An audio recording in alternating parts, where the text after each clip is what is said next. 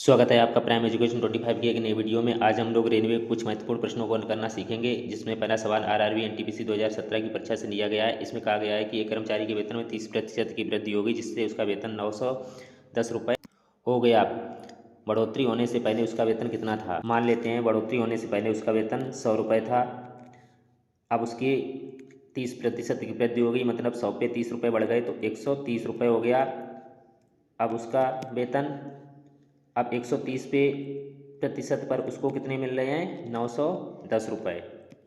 तो 1% पर उसको कितना मिलेगा?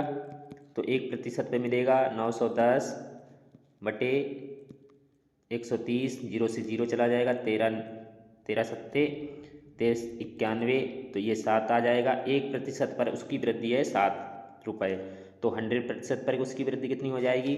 तो 100% पर उसकी वृद्धि हो जाएगी, इसमें 100 का गुणा कर देंगे तो 7 गुणे 100 तो ये हो जाएगा 700 रुपये।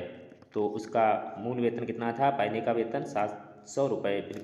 विकल्प सी बिल्कुल सही हो जाएगा। इसी तरीके से रेलवे का और एक महत्वपूर्ण सवाल देखते हैं। ये आरआरबी आरपीएफ कांस्टेबल 2019 की परीक्षा से पूछा हुआ सवाल है। इसमें कहा गया है कि अरुण की आय बाला की आय की 150% है, चंदू की आय अरुण की आय की 120% है। अरुण, बाला और चंदू की कुल आय 86,000 रुपये है, तो चंदू की आय की गणना कीजिए। यहाँ पर 3 व्यक्ति हैं, अरुण, बाला और चंदू। यहाँ पर कहा गया है कि अरुण की आय बाला की आय की 150 है, तो मान लेते हैं बाला की आय 100 रुपये है, तो अरुण की आय कितनी हो जाएगी? 150%, तो 150 रुपये हो जाएगी। इसी तरीके से चंदू की आय अरुण की आय की 120% है। अब चंदू की आय अरुण की आय की 120% है, तो 150 का 120% निकाल लेते हैं, तो 120, तो यहाँ से 2 जीरो कट जाएंगे, तो इसका गुणा करेंगे तो ये आ जाएगा 180। यहाँ से हम लोग इसको जीरो जीरो यहाँ हट जाएंगे, तो ये आपका अनुपात निकल आया 15:10:18। इन सभी को जोड़ेंगे तो ये आपका आ जाएगा, जब हम 15, 10 और 18 को जोड़ेंगे तो यहाँ पर आपका आ जाएगा 43। यहाँ पर कहा गया है कि अरुण, बाला और चंदू की कुल आय 86,000 रुपये है। यहाँ पर अनुपात से मतलब 43 पर कितना मिल रहा है? तीनों को 86,000 रुपये। तो एक अनुपात पर कितना हो जाएगा? तो 86,000 बटे 43, तो ये आपका हो जाएगा 2,000 रुपये। यहाँ पर पूछा गया है कि चंदू की आय कितनी है, तो चंदू का अनुपात कितना है? 18, तो यहाँ पर 18 अनुपात है, तो यहाँ पर 2,000 में 18 का गुणा कर देंगे, तो ये आपका ये आपका आ जाएगा 18 दूनी 36,000 रुपये उसकी आय आ जाएगी चंदू की, और विकल्प आपका ये बिल्कुल सही हो जाएगा। इसी तरीके से एक और इम्पोर्टेंट सवाल देखते हैं। आरआरबी एनटीपीसी की परीक्षा से पूछा हुआ सवाल है। इसमें कहा गया 60 छात्राओं की कक्षा में 60% छात्र लड़के हैं। यदि 25% लड़कियां साइकिल द्वारा स्कूल जाती हैं, तो ऐसी लड़कियों की संख्या ज्ञात कीजिए जो साइकिल से स्कूल नहीं जाती हैं। तो पूरी क्लास में छात्र और छात्राएँ कितनी हैं? 60। उसमें से लड़के छात्र कितने हैं? 60%। यहाँ पर लड़कियों की संख्या पूछी गई, तो लड़कियाँ कितनी हो जाएंगी? 40%। तो 60 का 40% निकाल ले रहे हैं, तो 40/100 हो जाएगा। यहाँ पर ये 0 2 चले जाएंगे, यहाँ पर आपका आ जाएगा 24 जो लड़कियाँ हैं स्कूल में, और उसमें से 25% जो हैं लड़कियां वो साइकिल से जाती हैं स्कूल, तो बची कितनी? 75% जो हैं वो लड़कियां साइकिल से स्कूल नहीं जाती हैं। तो 24 का 75% निकाल ले रहे हैं, तो 24 गुणे 75/100, यहाँ से इसको कैंसिल कर देते हैं। 25 75, 25 चौकू 100, 4 एकम 4, 4 छंग 24, ये आपका इसमें 6 में 3 का गुणा करेंगे तो ये आपका आ जाएगा 18 लड़कियां जो हैं वो साइकिल से स्कूल नहीं जाती हैं, और विकल्प आपका सी बिल्कुल सही हो जाएगा।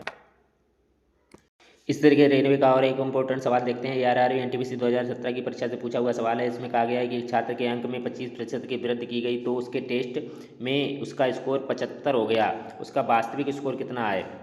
हम लोगों को पता है कि पेपर जो होता है वो 100% का होता है। अब उसको 25% की वृद्धि हो गई, मतलब अब वो पेपर 125% का हो गया। जब 125 पर उसको कितने अंक मिले, 125% पर उसके अंक हो गए 75। तो 1% पर उसके अंक कितने हो जाएंगे, 75/125। तो 100% पर उसके अंक कितने हो जाएंगे, तो यहाँ पर 100% पर उसके अंक हो जाएंगे 75/125 गुणे 100। तो यहाँ से इसको हल कर देंगे, 25 चौकू 100, 25 पंचे 125 और 15 पुनः 75 15। यहाँ पर आपका 100% पर उसका पेपर हो जाएगा 15 चौकू 60 नंबर का उसका वास्तविक पेपर था। ये आपका स्कोर था वास्तविक उसका, ए विकल्प आपका बिल्कुल सही हो जाएगा।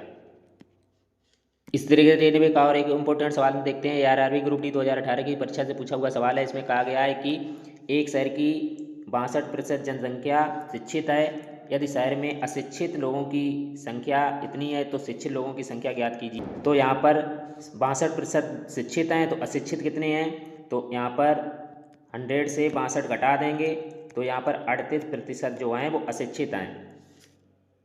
यहाँ पर कहा गया है कि अशिक्षित लोगों की संख्या इतनी है, तो 38% पर कितने लोग हैं, 38% पर हैं 24,567। तो 1% पर हो जाएंगे यहाँ पर, तो 24,567/38। और यहाँ पर पूछा गया कि शिक्षित लोगों की संख्या कितनी है, तो शिक्षित कितने हैं, शिक्षित लोगों की संख्या कितनी है, 62%। तो यहाँ पर 62% पर कितने हो जाएंगे, तो 62% पर हो जाएंगे 24,567/38 और गुणे 62। इसको हल करेंगे तो ये आपका चला जाएगा भाग 646.5 और यहाँ पर 646.5 में 62 का जब गुणा करेंगे तो ये आपका आ जाएगा 40,083। ये आपकी शिक्षित लोगों की संख्या होगी और विकल्प आपका डी बिल्कुल सही हो जाएगा। देखते हैं आरआरबी एलपी टेक्नीशियन 2018 की परीक्षा से पूछा हुआ सवाल है। इसमें कहा गया है कि वीर अपनी मासिक आय का 15% किराया और शेष का 60% गृह कार्यों पर खर्च करता है। यदि वह 2210 रुपये बचाता है तो उसकी मासिक आय कितनी होगी।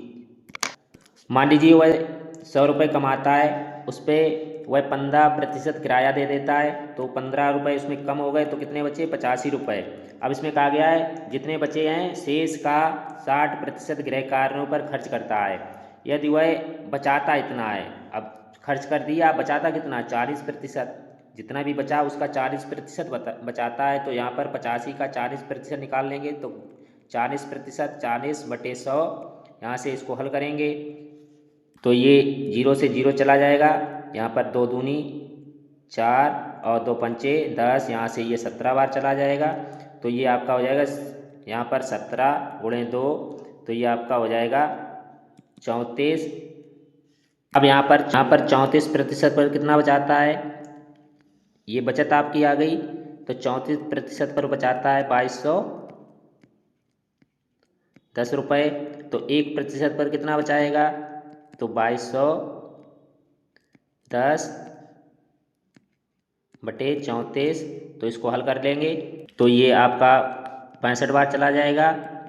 तो 100% पर कितना बचाएगा, तो यहाँ पर 100 का गुणा कर देंगे इसी में, तो 65 गुणे 100, तो ये आपका आंसर हो जाएगा 6500।